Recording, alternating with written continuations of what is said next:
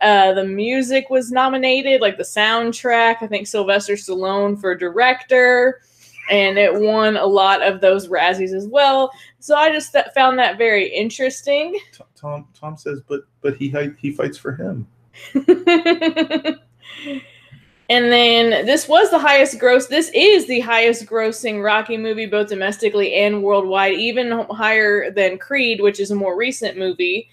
And then Sylvester Stallone. Oh, and I forgot to change that from a 3 to a 4. I knew I forgot to do something, but I did change the. It's the right score. It's the wrong movie name. 7.5 out of 10. So this ties with Rocky 2 for how Sylvester Stallone feels about them. Interesting. Round 3, ding, ding, gripes. All right. Speaking of ding, ding, yeah. It's not the fact that Sylvester Stallone wrote and directed, but they just really overuse again too much of the first film. It's like the last 5 minutes of the film. It's not even that they clipped it appropriately. It's like literally the last 5 minutes of the film. Yeah, where it's like the last parts of his fight with Clubber, and then this whole fight and little scene back and forth with Apollo. I guess it's just like Sylvester Stallone, like he has his formula and he's sticking to it. Which kudos to him. Yeah, but for this movie to be so different in formula, but still stick to the formula in the beginning is kind of off. Yeah. Full disclosure, this movie is a lot of fun, but it's not super great. Yeah, and then another thing that kind of bugged me, especially in this one, but I've noticed that they kind of like mess up the timeline a lot in these movies, but they act like this happened like right now versus happening when Rocky 3 happened. So well, the thing is that there's like a 3 or 4 year time skip, or like even like a 2 or 3 year time skip in this movie, and they don't tell us that. Like we're just supposed to infer it from people listening to it, which is fine. Yeah, it just makes it seem like everything's happening at the same time, and it's not, because this is like 9 years after the first movie. Tom Zambino, gripes, none. Let's move on. If you feel that way, Tom. And then, yeah, this is kind of goes along with the same thing where it's like, okay, that fight happened like supposedly like right after sometime after the Clubber Lang fight, but now it's like, oh, it's the same, time period as this stuff that's happening. So just the timeline feels like they didn't really map it out very well. I don't know, because obviously, unless he's just been going to secret Apollo fights, every so often and almost missing Polly's birthday. Yeah, right. And speaking of Polly, and it's not Polly that's the gripe. Why is this robot in the movie? This felt really weird. It's cool in like I would expect this out of a worse movie kind of way, and it's fine. But this is like did Short Circuit? Polly. Did Short Circuit already come out and they're like, we gotta have this? Or I guess that like they're trying to literally make this the most 80s Rocky. Like, because that's what that is like one of the biggest things. Like, if I could put a tagline on this, the most 80s Rocky. Yes, this is it has the most 80s songs. Rocky's got robot money. Yeah, exactly. And then, yeah, so I think this is a real, when I was reading the trivia, this is a real robot that Stallone saw someplace, and he's like, other people need to see this. Okay. But like when I first saw this, I'm like, okay, is this like something like Short Circuit was popular, so we gotta have a robot in the movie? Well, you gotta remember Stallone wrote it, and I don't know. I mean, that when you said like he saw it somewhere and wanted to use it because that people got to see this, I mean that is a good enough reason to me. Like, but it just is so it's silly, but so weird. If he wrote and directed it, like these are his children. His children. Yeah, and like even like Polly's reaction, which I didn't get, is great. It's like, what is this? Its grandson would later go on to star in iRobot. Is that a comment from them? That is Billy Polohan. And then this whole like, oh, our anniversary is coming up, and it's not that their anniversary is coming up, but like the cake that he chose for their anniversary is them fighting in the boxing ring. Like, this is the worst foreshadowing ever. By the way, Short Circuit came out in '86. Okay, so this came. Oh wow. Wow, this is why we have. Yeah, I mean, yeah, after. This is why we have Short Circuit. All right. So this is the inspiration. The Rocky robot was so popular. All right. So anyway, so yeah, it's like the Adrian figure and the Rocky figure are in the you know, fighting in the ring, like, you know, horrible foreshadowing for the fact that they're going to have a disagreement later, but also pretty messed up, like Rocky. Like, your wife has interests, I'm sure. Yeah, that was the comment I made, where Adrian just, like, slaps the cake aside. It's like, why is it always about your interests? Why is it not about my interests, Rocky? I enjoy needlepoint, but we don't get a needlepoint cake. And also, what happened to our dog? Right? Oh, Budkiss. Oh, Budkiss. Well, you know, Budkiss, the dog, passed away probably at this point. And then another thing I didn't understand, like, because I had a lot of expectations for what I thought this movie was going to be, so I thought maybe Drago wanted to fight Apollo for some reason, and it's like, I don't know why he'd skip Rocky in my headcanon, but... No, it's Apollo that...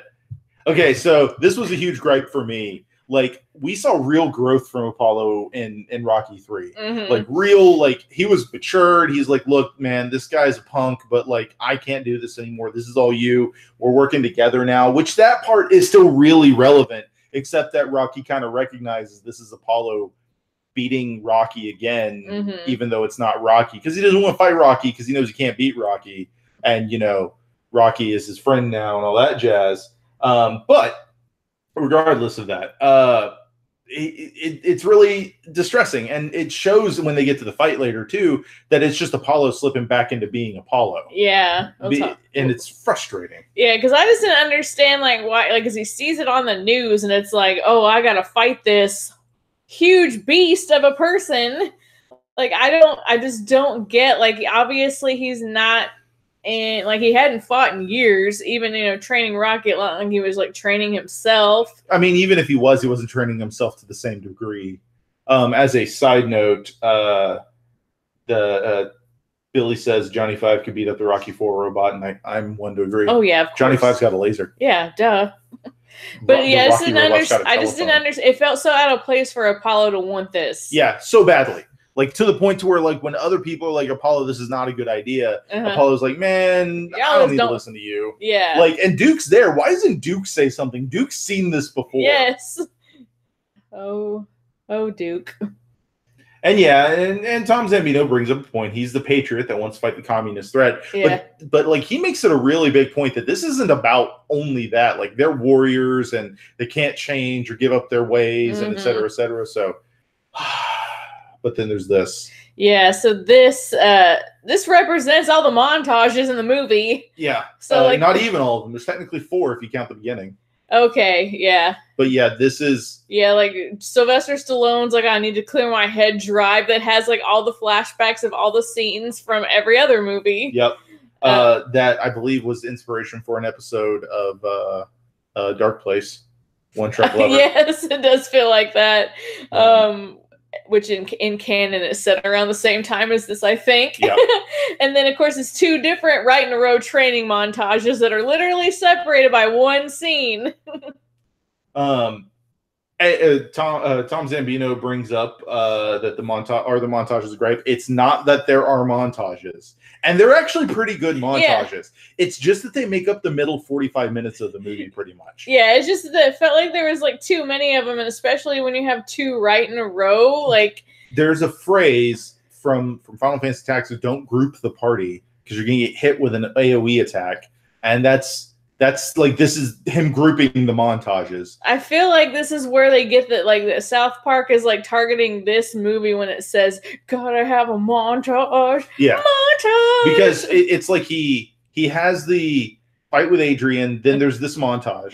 And then it's not really a long scene, but it's like a few minutes of him, like, getting to Russia, figuring out everything there. Then there's training montage A, which is represented in the bottom right-hand corner. Yeah. Then there's literally one scene of Adrian's there. They talk for like a minute. And then it's training montage 2 where he's got the beard. Yeah. Where he's got beard montage. And of course, these are interspersed with Drago training too. But still, it's just... I'm not saying the montages are bad. I'm just saying that they didn't space them out properly. Space them out a little better, because even like in the first Rocky, where like he has like that first training montage where he's not good, like they spaced that out with enough other scenes. Can we argue that this is a too much of a good thing situation? Yes. Yeah. It's like if you ate an entire like gallon of ice cream like in one sitting, with like 5 minutes between 2 sittings basically. And I don't think the songs they used were bad. I like all the songs in the movie. Further up, I believe it was it was one of our 3 guests currently in the chat had said further up that this has got like one of the best soundtracks of any Rocky movie. Yeah, like I liked it a lot. The only thing that is missing from this Rocky movie is Rocky's theme. That's the only thing missing from this Rocky movie. Yeah, they don't have Gonna Fly Now, which I actually used at school the other day. Yep. And then in his driving montage, there were like some clips where like it's like, okay, like you don't need to show us this. Yeah. There was like I would have probably taken a few things out of that. But Billy has Drago looks like Guile from Street Fighter 100%. Yes, and like when he was doing some of the fights in the movie, it totally made me think of Street Fighter. Yep. And even though they're both, you know, really thick accents and stuff like that, I would totally take Dolph Lundgren over Jean-Claude Van Damme as Guile. I think Lundgren can disguise his accent better. Sure, because totally can. Well, because the accent he's doing in the movies, I don't think is how he really sounds. He's Swedish, yeah. So. But regardless, I could totally, I would buy him as Guile over Van Damme. Anyway, and then the most cringeworthy thing in the movie. And we should point out that while these are gripes, it's not that we don't love them. Yeah, it's that we fundamentally accept that these are not a good movie made. It was just hard for me to suspend my disbelief what I know about like how like the Soviet Union behaved in the 1980s. Yeah. Having, you know, like barely lived through it and also studied it in history. This would not have happened. Rocky giving a little speech at the end. I would be surprised, first of all, that they even aired this on television because they wouldn't want people to see their display of power crumbled. Yeah. Even if there was a risk of that, which they probably wouldn't feel that there's a huge risk considering Rocky is like nearly 40 years old. Yeah. And I'm guessing Ivan Drago is probably still in his 20s. He looked like he was pretty young. Like 24, 25. But yeah, this just would not have happened. Yeah. Like even if like the people were behind Rocky eventually, like they would have probably shut this down and pretend something bad happened and said Drago won and like fake the whole thing to save face. Like the Cold War would not have ended. Well, they were apparently simulcasting it across the world. Yeah, but Rocky's son was watching it at the same time. But still, they would have. Yeah. Regardless, this is goofy. Like this is really, but it's one of those like this is gloriously 80s. Like I said. This movie is the most 80s Rocky. Yeah. And it shows everything about this is like, because it's about, the movie's about the Cold War. And you got to hand it to him in 85, a movie being about the Cold War is pretty prescient. Yeah. And I kind of had a thought earlier when we were, when you were getting ready and stuff, that this is kind of like a transition of a country almost. Like when you want to look at it broadly, like Apollo can almost represent like, what was the one we had? Conflict we had before this was Vietnam. Yeah. The last conflict before the 80s, basically. Well, like the last active war, but the Cold War stuff was still going on in the background. But like, you know, Apollo can almost represent like Vietnam and Vietnam veterans, where to the point where he's kind of like he can't let go as easily because he's still living in this past where it's affected him as deeply as it has. And Rocky's just kind of like, I don't know, but you know. I don't know. It's an interesting take, this whole situation. I'm not saying Rocky IV isn't deep. I do believe it is a deep movie. And there was like a funny fake 30 for 30 that we saw about this, where they pretend like all the sports movies are real, and like how like in like the 30 for 30 like universe, like and all the sports movies are real. Like this really did help bring the Cold War to an end. Yep. Welcome, Cal. Thank you for joining us. I know you watch the pay-per-view, the WWE stuff for your aftermath show, which I believe you have over at the Kingslayer Network I believe it's on Mondays, every so often and such. But yeah, check it out. But yeah, just this was, I was like, it was a bit much, but it wasn't too far for me for realism's sake. I mean, not that the movies are realistic at all. Every movie past like Rocky II has slipped a little more out of realism. Yeah. I already didn't understand how the boxing world worked, and I don't think these movies have put me any closer to understanding it at all. Exactly. All right. Ding ding, round 4. Likes. But before we do, we're gonna check in with the chat real quick. All right. Let's see. Billy brings up the line, you cut him, you hurt him. You see he's not a machine, he's a man. Did we have that moment? We have that in here. Yes. Yeah, we're going to talk about that because so for as much as we have griped on this movie, we have some likes. Yeah, we actually do have quite a few. Yeah, we do have quite a few. And quite a few important scenes. Because we talked about this. This is one of those movies where it's like we point out like that's a bit much, but we did enjoy it. Yeah, like we actually almost watched this like 3 times. So. I think I had more fun watching this than I did Rocky 3. Fun. But I'm a Dolph Lundgren fan, so I find fun in a lot of things. Yeah, and there was definitely more that I wanted from that side of the movie, and I think we'll kind of get into that with the likes as well and the other things. Tom Zambino has said, thank God, time for the likes. Ding, ding! All right. So they did a different intro this time, which was really cool with the two the gloves coming together. Yeah, and then like a split second, you see that the Soviet glove falls first, so a little foreshadowing to let you know what's going to happen in the movie. And we also have Eye of the Tiger playing, which is it's a cool throw to Rocky 3 because that was like the song of that movie. And I think how many times did Apollo say it? Like tons. And it kind of became the song of the franchise. Yep. Everybody associates Rocky and that song together. Eye of the Tiger. Yeah. I really like all of the posters and stuff that they had to show that the Soviet characters of Drago and his wife are coming to the United States, which would have not really have happened, of course, because of the way the two countries worked. Yeah. As I want to say, like, sports-wise, in 1980 is when the Miracle on Ice happened, where we came from behind and beat Russia at hockey. And then 84 is when we boycotted, right? No, I think 84 is when they boycotted because we had the Olympics in Los Angeles. So I think 80 must have been in, like, a neutral territory. And then they didn't come to the United States, and then in 88 we didn't go to them. I think that's the right timeline. So obviously, like, this is an interesting idea because like this would have not really have happened. Cal says if this movie happened today, Putin would have had Rocky killed. And then I'm thinking, yeah. Oh crap! Someone more Michael B. Jordan. Oh no.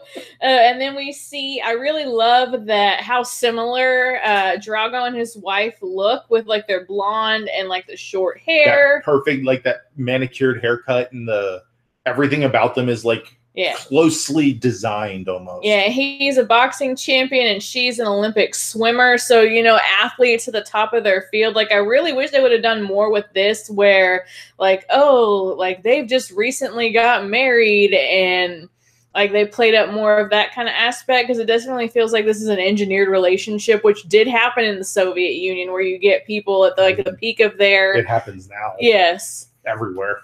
But definitely back then, because like there's a couple of astronauts that they had get married to, like there's like a child that's like the daughter of the like two people that had been in space, so they could like test it out. That happened in the late 90s, early 2000s. There were pop bands coming out of Russia that were manufactured to be like that. If you remember the band Tattoo, yes, they were a manufactured band by their management and stuff. Yeah, like that. But like this is like eugenics level. I know. Manufacturing, or that's like they're gonna see like what the kids will turn out to be super soldiers or something. Because he's also a soldier. Yeah. So I just really wish that they had done a little more with that side of it. Totally. And then we see like all of the training of him is like really intimidating, where they're like monitoring every little aspect of his performance. The PSI of his strikes are over twice the average human adult heavyweight boxer. Yeah, and then they're like, oh, is he doped up? Russian doping scandal. Like, no, he's not. And then later on we see them injecting I was about to say heroin. It's like, that's not a drug. That's not going to help you box. I don't know why I was thinking that. It's like the worst one almost. Steroids, anabolic steroids. Yeah, that's the bad. Yeah, I don't know why I was thinking another thing. Wow. I don't know. It was just Red Ribbon Week at school. Brigitte Nielsen rocking the short hair. Yep. Brigitte Nielsen was like one of my crushes in the 80s. And she's married to Sylvester Stallone during this time. Yep. I loved her in Red Sonja. Those are the movies I watched a lot growing up. I think that was another thing she got nominated for a Razzie for this year. Yeah. I enjoyed the crap out of that movie. It's not like great, but it's fun. It's just really confusing that Arnold Schwarzenegger was also in that movie playing a guy that looked like Conan but wasn't Conan. Oh no. Anyway, another thing that was really cool in the movie is like Ivan Drago doesn't say very much. He's got like 7 lines in the whole movie. Instead, she and like his boxing promoter do all of his talking for him. Yep. And so I really liked all the intimidating close-up shots, and like you can just kind of see what he's thinking about in his head. Yeah. But like. And like it's really funny in the Apollo conference. It's like, oh, his tongue must not have come through customs, and then they almost get into a big fight. It's really interesting watching him on this because it could just be me projecting my fanboyishness of Dolph Lundgren, but you can almost, it looks like he's, like we've used this term a lot for this series, telegraphed his emotions through his face in response to certain things. It's just little things about how his eyes move and the way he like tilts his head. It's just. It's not a lot because there's not a lot that he's in other than the fight, but it's noticeable. Yeah, there's some really cool moments of him when he's seeing like all the display of Apollo and like he just can just tell that he's like, where am I? Speaking of which, living in America. Yeah, living in America. Got James Brown to be in. Yes, and so this song was a single from this movie soundtrack. I did not know that this song and the movie were associated because I actually really like this song. I think it's fun. But just to see like all of the pomp and circumstance and like not in like a good way, but in a super flashy, bombastic way. And then to see Ivan Drago's response to this, like he is looking like when he's being raised up and he sees James Brown and all of these displays, it's like, what is going on here? This is so disrespectful. I'm here to fight. I'm not here to play around. And you can just tell that he does not care for this at all. Cal brings up that it was technically the USSR, not Russia, that we beat for the Miracle on Ice stuff. Okay. And yes, that's true. That's not what we were. I mean, when we're talking about it in the 80s, it's kind of a almost indistinguishable difference. Yeah. It's not the exact same, of course, but yeah. And then to contrast this with the Soviet Union boxing match, where there's a little bit of spectacle, but it's not a little spectacle-ish. It's not Rocky coming in, or it's not Apollo coming into the fight in Rocky 1 being repeated in Rocky 4 spectacle. Yeah, like they have the national anthem, which the United States one does not have, which they probably would have had the national anthem played at the boxing match because that's a normal thing for American sports. Welcome, Tom Bennis. Thank you for joining us, good sir. Odd Shape Channel. But yeah, they have like all these military personnel here. They play. Everybody stands up for the USSR anthem.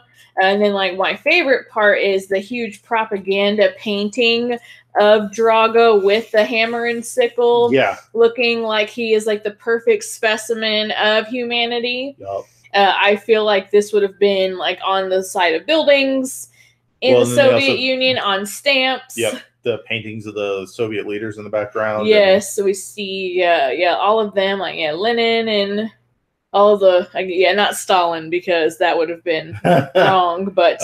welcome, TJ, as well. Thank you for joining us. And then, like, the guy that's supposed to be, like, is Gorbachev without the wines, the port wine stain. I don't think he's quite Gorbachev, but he's, like, right under that. Yeah, he's like a premier or something. Yeah, some kind of...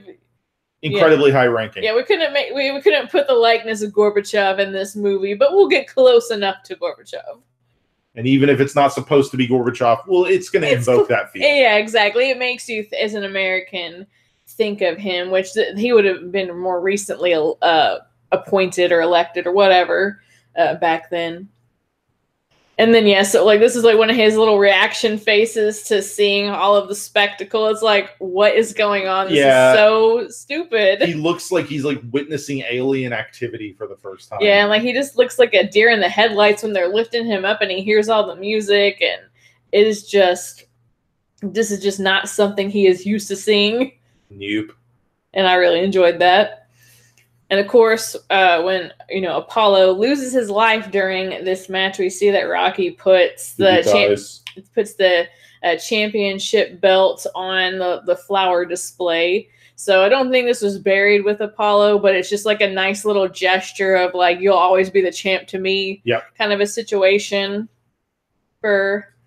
between the two of them, because I think he definitely feels guilty because during the fight he had the opportunity to throw the towel in, but he didn't listen to Apollo, or he listened to Apollo. instead of his own gut. And yeah, like you Duke can see him and hesitating, and because Duke's yelling at him to throw in the towel. I guess Rocky's the only one that can do it. I guess Duke doesn't have the authority to. Rocky had a towel in hand. Yeah, I don't know if there's like a hierarchy with like who's in charge in the ring in the corner. Yep. But yeah, Apollo told him not to throw in the towel. Like let me do this. And yeah, I think Rocky feels a lot of guilt from not listening to his own gut and throwing in the towel.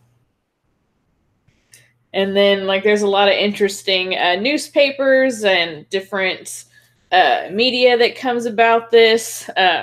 Like Rocky gives up the title to avenge Apollo's death. And then there's like one who's responsible for Apollo's death. It's like, well, like obviously the person that hit him is probably more responsible than the person that didn't stop the fight. I don't know. That's a interesting contrast. Yep. And then of course, Drago's wife is like nervous that somebody's going to kill him because of what happened. And they say all these disparaging things about America and how America is really the worst country. And people always say the Soviet Union is bad and wrong and evil, but really it's America. And so it kind of, the relations are not looking great between the two countries at this point. For real. Duke coming with this is kind of an important scene as well. Granted, we don't get a whole bunch from Duke in this, but Duke kind of goes into this whole thing about how he like Apollo was like a son to him and things like that, which was kind of cool. I honestly thought Duke and Apollo were like the same age. Yeah, me too. Yeah, a little bit. And they may only be like 10 years apart, which is still pretty close. Mm-hmm. But in general. So yeah, I like that they kind of go into the mythology of the character a little more, because in the first two movies, we really just see him as like a guy that's like yelling a lot. We don't really get, and the guy that's most concerned for Apollo. Yep. And the one that realizes that, Rocky doesn't see these things as an exhibition. And in 3, we get kind of a similar feel as he's helping Apollo train Rocky. Mm-hmm. But yeah, just to see that there was a deeper relationship there, it's interesting. Yep. Ding, ding. Round 5 most important scenes. Before we get started, I'm going to go in here and check the chat. We've, like I said earlier, we had TJ Dex and Tom B from Oche Panel show up. Thank you, gentlemen, for joining us. Some commentary. There's apparently a Creed 2 commercial on AMC right now. Cal thinks it would have been funny if someone spilled the little ink splotch on the Premier's head to make it look even more like Gorbachev. That sounds like it would be in like the Leslie Nielsen version of Rocky. Probably. Punchy. Let's see. It's really a lot of it right now. Yeah, that's it. So let's go into round 5. All right. Most important scenes. Ding, ding.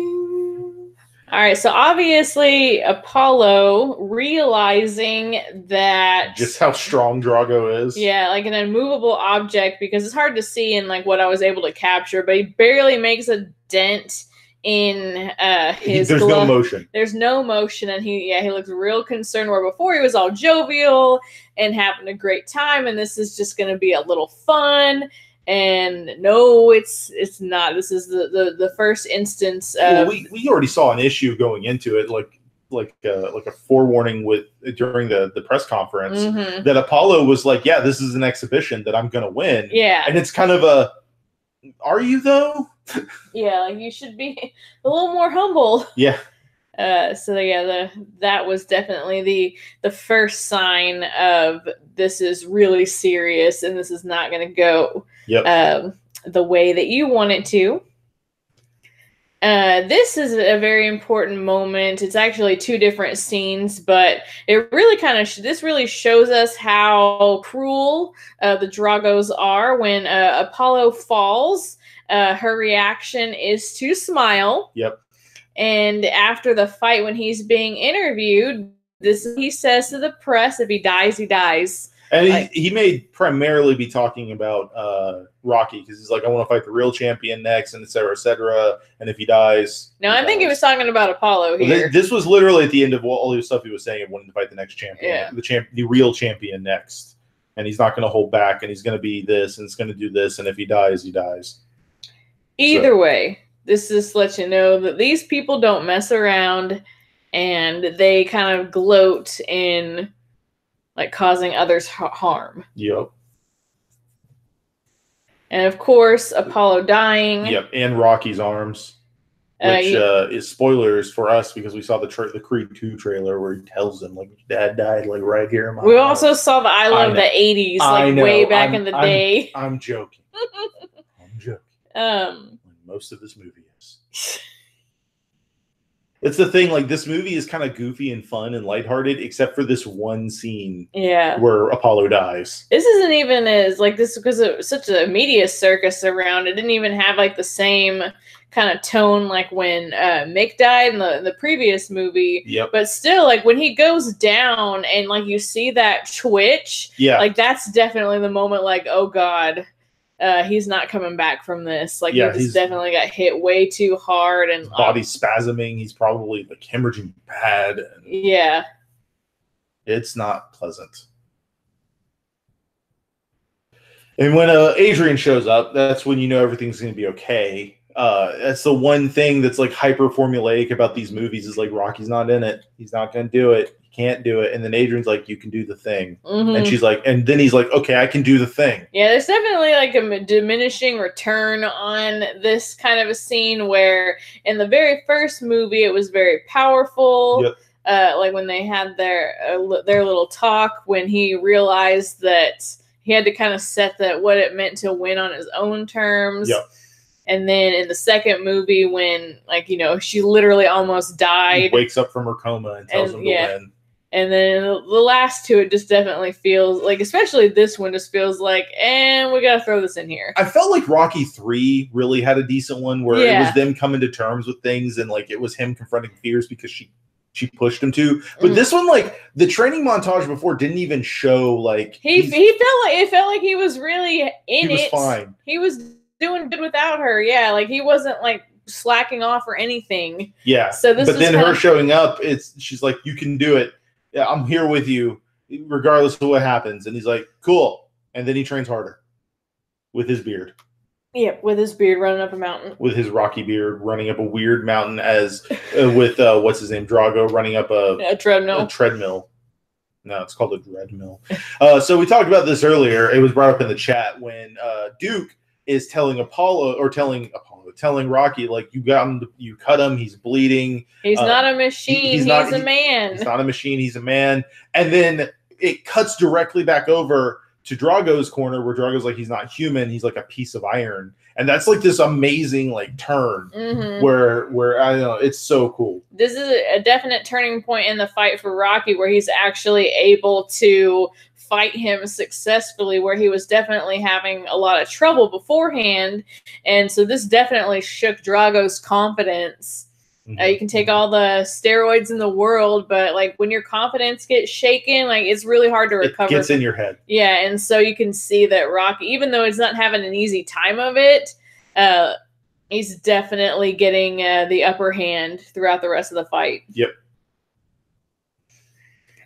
And there's a part where it's about the time that everyone in the crowd starts cheering for Rocky that Drago just loses it. Yeah, and like his corner man and like his promoter, like they have lost faith in him. Like especially like you trained him, and like he's not even doing well, and like he hadn't been listening to the corner man, and like finally like the hype man, he like literally like grabs him by the throat, picks him up, and tosses him. Yep. And it's like, I fight to win for me, which is very much against what he's been trained to do. Yep. And what I would have thought would have been a cool plot line, they would obviously the movie would have to be restructured to fit something like this in. But like, what if like he and his wife were tired of being controlled by the Soviet Union and they wanted to defect? Yep. Like, I think that would have been like another cool aspect that they could have played with, because defection stories were not uncommon for that time period. Lots of famous people had defected the Soviet Union, so it'd be interesting if if they kind of dabbled with that idea. Yep. Round 6 themes. Just some commentary from the audience, real quick. Cal said, would have been funny if they got Carl Weathers and Dolph Lundgren to play two aging detectives in Psych. That would have been fantastic. Glorious in so many ways. Didn't they do half of that? I think so. I'm pretty sure I think it was Carl Weathers, but I think he was one of Sean's dad's partners at one point. Okay, I don't remember. I have to go back and look. It's sad, like 7 seasons, so yeah, it's easy to forget. 7 seasons in a movie. Mm-hmm. Let's see. 8 Billy seasons. says Apollo dying sucked big time.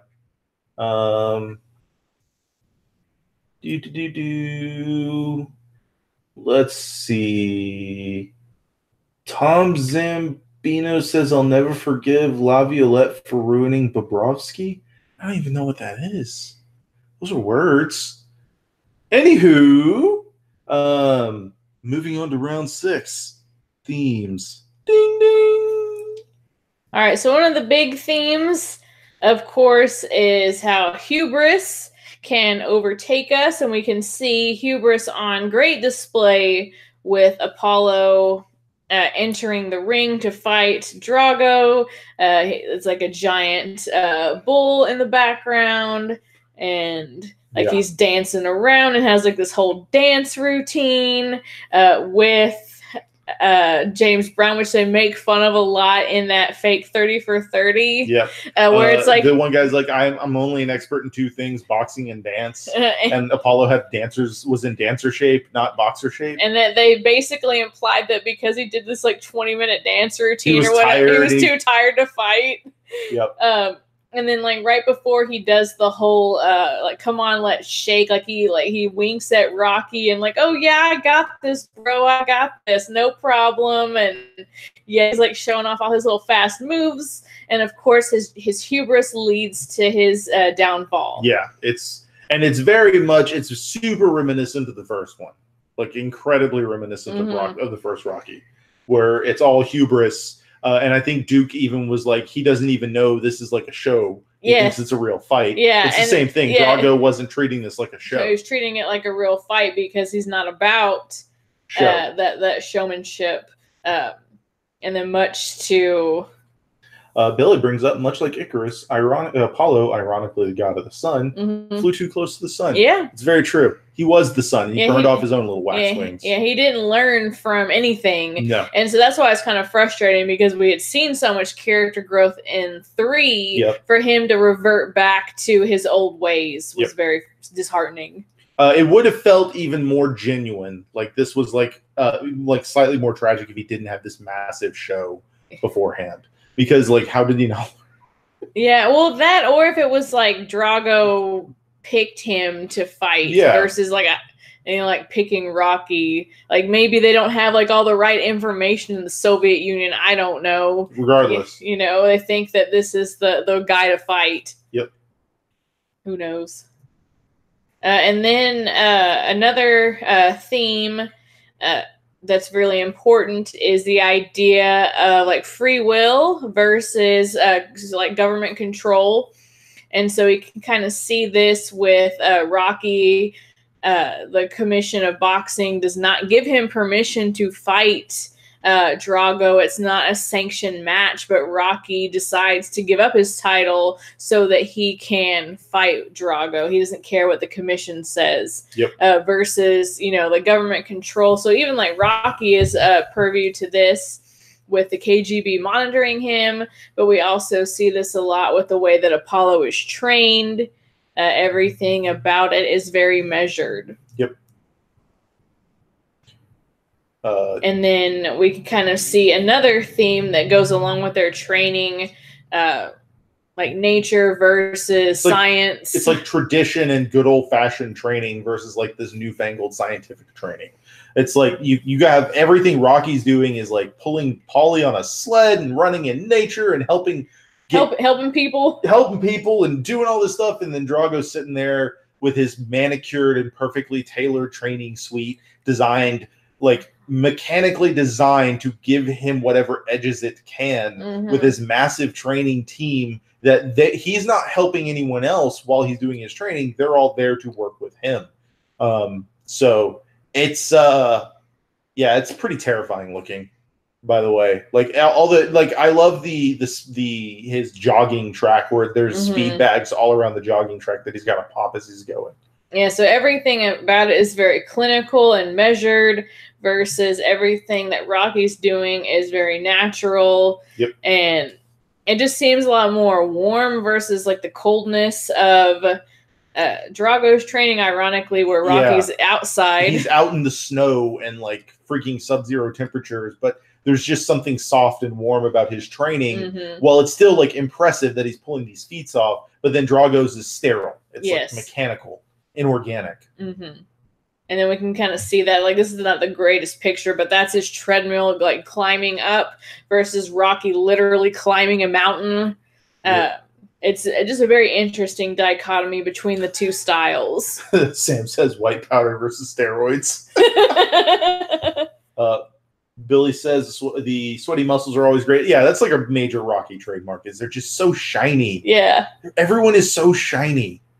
It's like someone's just walking around with water bottles full of baby oil to spritz people down for the scenes. Yeah.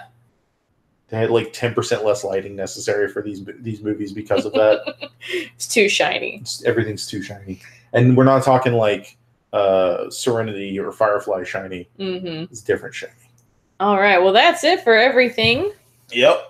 That is our coverage of Rocky 4. Yeah, so far my least favorite of the Rockies, which makes me sad because I was so looking forward to it, and I'm afraid to watch the next two. Yeah, I've heard the next two. I've heard so many bad things about Rocky 5. Does he fight anybody in that? I don't remember. I think he fights the guy he's training. Okay. I don't know. I don't know. Like, I think I like this one more than 2. Yeah, I like number 1 the best. Yeah. And then I like 3 yeah. after that. Then this one, then 2. Yeah. I think that's my order. That's a fair assessment on mine. And I kind of even put this in 3 neck and neck for different reasons. Yeah. Because like,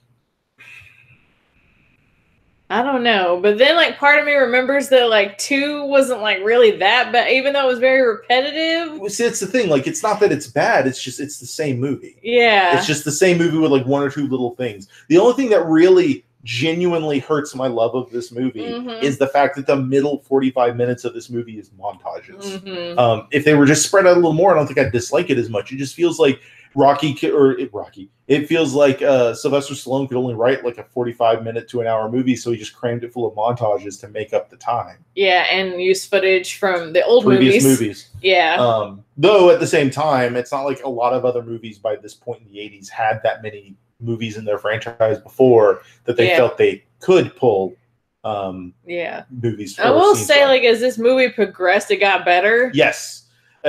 Basically, once Rocky gets to Russia, it's a lot better. Even though half of Russia is montages.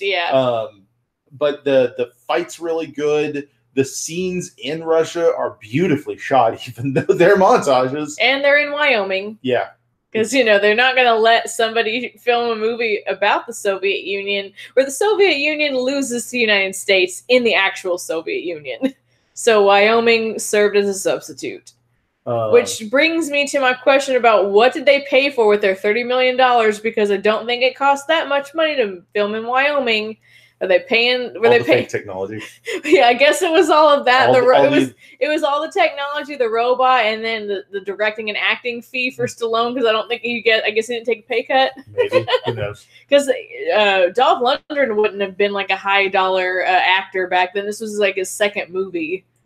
The first movie he was in he was like a background James Bond thug or something in A View to a Kill. So he wasn't a household name yet. No, not yet. Let's see. Billy says he wants to make a bunch of montages now. Tom says that's the difference. He loves the montages. I also like the montages. I don't like that they're all right there. There's no easy way out. And they have great music. Yeah. The music in this movie is fantastic, and that's what makes the montages more tolerable than they were, because I think it was our second viewing, or we were about to do our second viewing the other night, and we were just like, how much of this is montage and stuff like that? It's like at the last minute. Or what was it that Brian said earlier when he quoted our tweet about like the most montages from the band Survivor? Yes. It was something to that effect. It was really funny. And he doesn't mind the clump. And yeah. Yeah, and I'd say the other thing, that's my issue, is that, and I was getting to the next part, is I do mind the clump. In general, I think they're good. The clump is what bothers me about it. Again, it's too much of a good thing, too close together. And by the end of that third montage, and it's the thing, like, it's 3 montages where 2 of them are separated, like, literally by a minute. And they're like, here's another montage of more training. Yeah, I guess, I don't know, like, something about them not using that original Rocky theme, Gonna Fly Now. Yeah. Like, I don't know, like... The fact that it's not even present. Because I don't think it's anywhere. Now, they have the other Rocky victory theme, the yeah, that one. They have that when he wins, but they don't really have. Yeah, and they don't have "Gonna Fly Now" anywhere in here. And the original composer for all the music, like he was doing like the Karate Kid movies at the time, so they got a new composer. So I think there's just like a lot of little things that like felt wrong in this movie, where like overall, like it's just not my favorite, and it makes me sad because I really like Dolph Lundgren, and I like movies where it's like the Soviets versus the U.S. Yep. I just felt that they didn't do enough with that side of it. Like I wanted to see like more of what it was like besides just them training him. Billy says Tom brought up that Billy should have like a montage of him brushing his teeth tonight before bed or something. All you gotta do is put Survivor on in the background, and anything can be an epic training montage. Even if it's just them singing your name. Oh yeah, like that Starbucks commercial. Like that Starbucks commercial. Yeah, that's about it. Sam says he hates the clumps, as in the movie related to the Nutty Professor. Oh yeah, that's a bad movie fight thing that we probably shouldn't reference. Yeah. In general, no, it's in general just a bad movie. But yeah, it's fun. I enjoyed this movie. It's not the same level of art that Rocky, and even to an extent Rocky 2 is, but it's a lot of fun. And someone brought up even that Dolph Lundgren went on to make Punisher, and he was in that bad Kindergarten Cop movie. He was in a bad Kindergarten Cop sequel. So yeah, Dolph Lundgren makes like movies every year now. Practically, they're all usually small movies, but he makes movies all the time. Yeah, he should have like an Amazon series like Jean-Claude Van Johnson, where he's also a secret agent. Like, because I would believe that Dolph Lundgren's really a secret agent. Dude, Dolph Lundgren's great. Yeah, he's super smart, super charismatic. I need to see we need to see the what is it, Expendables? Yeah, I've never seen those. We've never seen those movies. Anywho, I think that's it for Rocky 4 as we wrap up the middle of Rocktober. Yeah, we've reached the summit. It can only go downhill from here. No, I've heard Creed and Creed 2 are fantastic, and Tom Zambino loves Rocky 6, or I believe it's titled Rocky Balboa. Yeah, which I've not heard good things about. I don't know.